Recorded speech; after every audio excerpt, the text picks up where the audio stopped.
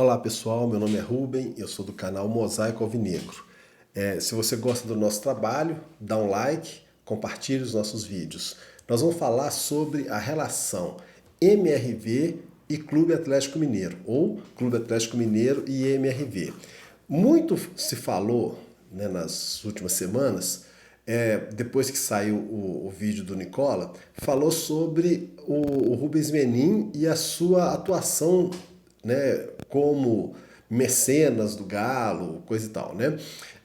Achei estranho aquela reportagem porque se a gente que é mineiro, a gente não gosta muito de ficar abrindo as coisas para os outros, né? Então, pra gente tanto faz se a Leila, por exemplo, no Palmeiras tem 6 bilhões e aplica não sei quanto, né? Isso pra gente não é relevante. O mineiro, ele gosta de fazer a coisa mais em silêncio, mais ali tranquilo, né? Sem ficar demonstrando muito. De repente, coisas que a gente já sabia, né, começou a ser espalhado. O Brasil inteiro ficou sabendo da real interação entre o Rubens, né, e o Galo, né, e entre a MRV e o Galo, né, o que tem por trás disso.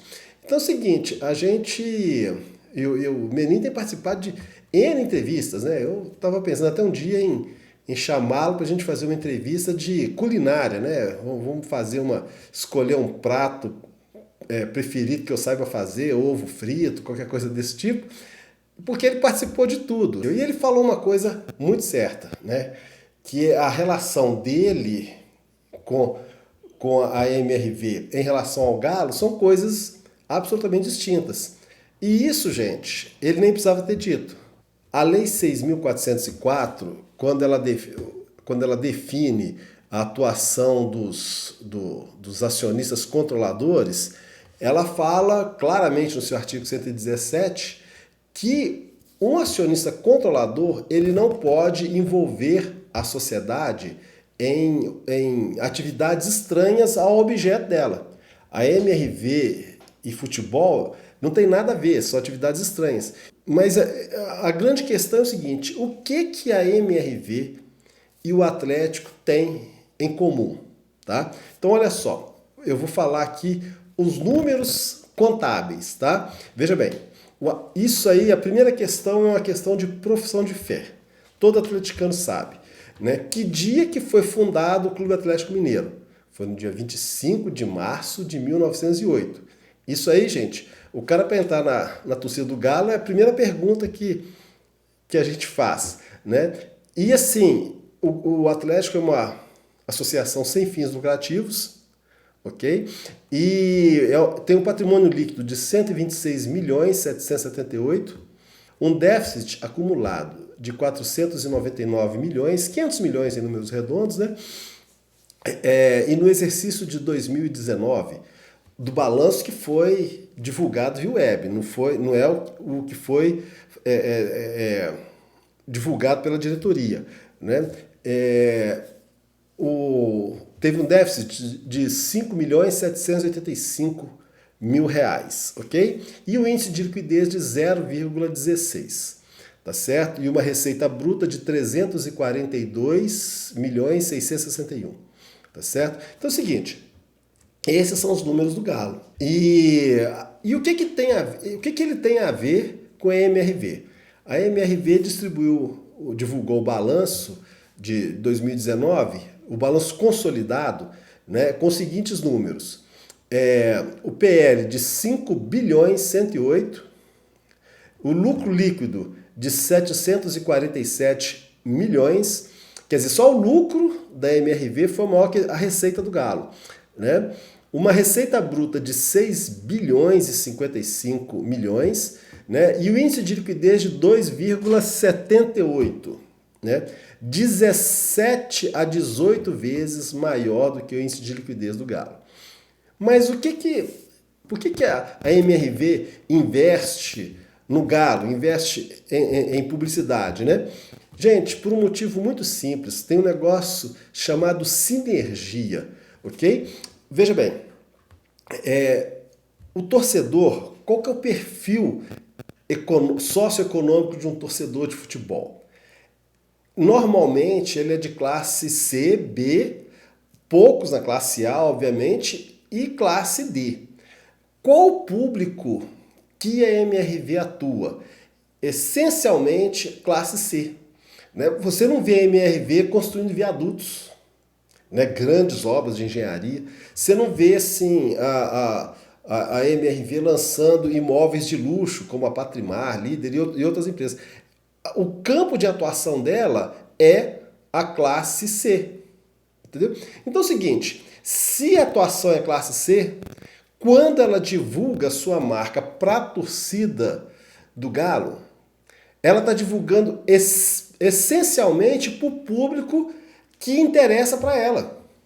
Entendeu, gente? Então, assim, basicamente esse é o primeiro ponto de sinergia que eu vejo entre o Clube Atlético Mineiro, né, e a MRV e a Associação de Marca. Porque marca, gente, é uma coisa assim, dos ativos que uma empresa tem, a marca é a mais complicada de todas, de construir, né, de crescer. Por exemplo, quando você começa uma empresa, a sua marca é absolutamente desconhecida. Então, assim, em termos de marca, você pode ter investido 1 milhão, mas a marca não vale 1 milhão. A marca ainda não é conhecida. E um exemplo que a gente pode dar, por exemplo, no mundo, uma das marcas mais valorizadas é a da Apple. Né? Ela está sempre entre a primeira, segunda, terceira, né, de valor de marca. Né? Em 1994, gente, a notícia que se dava é que a Apple estava quebrando. Né? 94, 95, 96, a Apple estava à beira da falência. Né? Ela tinha perdido a sua capacidade de inovação. Eu, por exemplo, naquela época comprei Performance 6400 e 6360. Eu tenho esses computadores assim, como museu. Mas assim, máquinas assim, que o aspecto visual completamente sem valor nenhum. Né? Aí, o que ela fez? Eles trouxeram de volta Steve Jobs, tinha uma disputa judicial muito grande com a Microsoft, então assim, eles seguraram aquela disputa judicial, em troca da Microsoft adquirir 15% de ações. O que aconteceu com isso? O bombardeio da mídia diminuiu. Tá certo? A mídia todo dia falava, a Apple vai quebrar, a Apple vai quebrar, a Apple vai quebrar. Com esse acordo, a Apple parou de apanhar da mídia todo dia. Né? E aí ela, um ano depois, em 98, no segundo semestre de 98, a Apple lançou o iMac, que foi aquele computador colorido e tal. Eu até comprei na época 2 verdes, né? E com isso ela começou a ocupar um melhor cenário junto ao mercado. Então ela foi reconstruindo a marca dela, ok? E até chegar, voltar a ser a essência que ela foi no início, que era de inovação. Né? E hoje é uma das melhores marcas, das maiores marcas. Então é o seguinte, a construção da marca é um negócio difícil. Em 1996, por exemplo, início de 96, se você fosse dizer, eu pergunto, quanto que valeria a marca Apple? Muito pouco, né? Em comparação a 2019, 2020, tá certo? Então é o seguinte, quando há essa sinergia, há a construção da marca. A marca MRV não se sente desvalorizada ao fazer ações de marketing para o seu público-alvo, ok? Então é o seguinte, quanto que a MRV gastou de publicidade e propaganda no ano de 2019?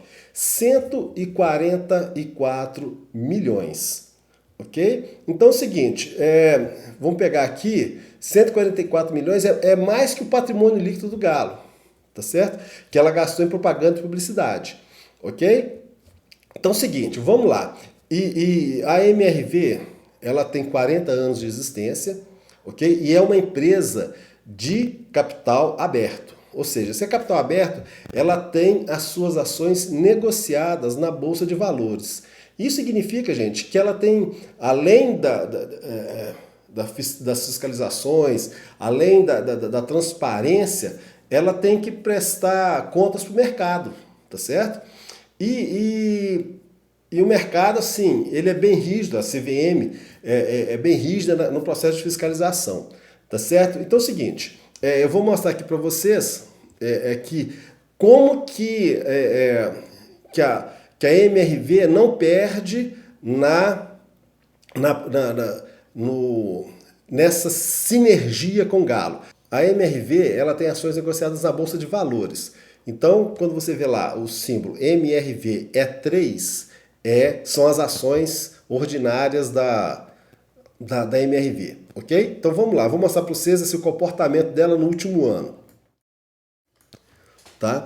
Veja bem, ela teve uma alta aqui de 20, ela chegou a 22,64 em 8 de agosto de 2019 e caiu, né, teve uma queda acentuada aqui, foi para 10,28 e agora recuperou e fechou em 17,36.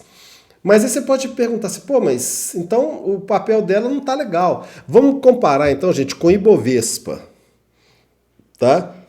Que resume. Veja bem, o comportamento do Ibovespa, tá vendo como foi similar?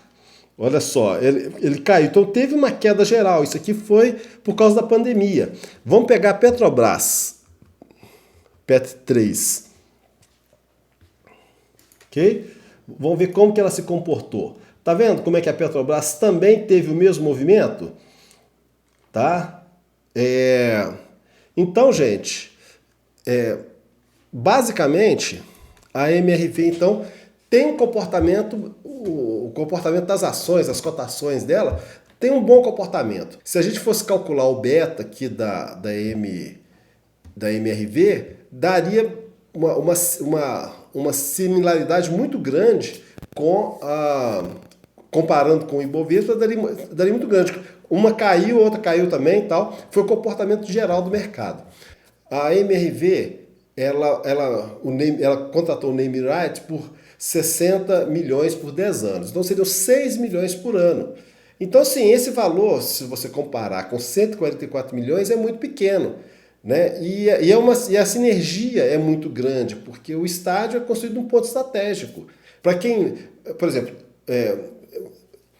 eu vou dar um exemplo assim, de como que é o posicionamento do estádio. Por exemplo, você tem Belo Horizonte e Contagem, ok? São duas cidades próximas e muito grandes, né, da região metropolitana. Então fica no meio do caminho, fica a 30 quilômetros de uma cidade para outra. É mais ou menos assim, como se você estivesse em São Paulo para Guarulhos. Tivesse no Rio de Janeiro para Niterói. Tivesse no Paraná, seria Curitiba, São José dos Pinhais. Né? Ou então Governador Valadares e Miami. Assim, a proporção é mais ou menos essa. Então é o seguinte, imagina que a MRV agora quer ampliar o seu mercado para a América do Sul. Beleza. Um bom caminho, Galo na Libertadores. Ok? Vai aparecer, né, a marca MRV. Os visitantes vão entrar por um túnel. Provavelmente vai ter MRV para tudo quanto é lado. E a torcida do Galo não é uma torcida mal educada para quem chega no estádio. Ok? Então é o seguinte, aí vai começar a marcar o nome MRV para a América. Então, gente, é basicamente isso.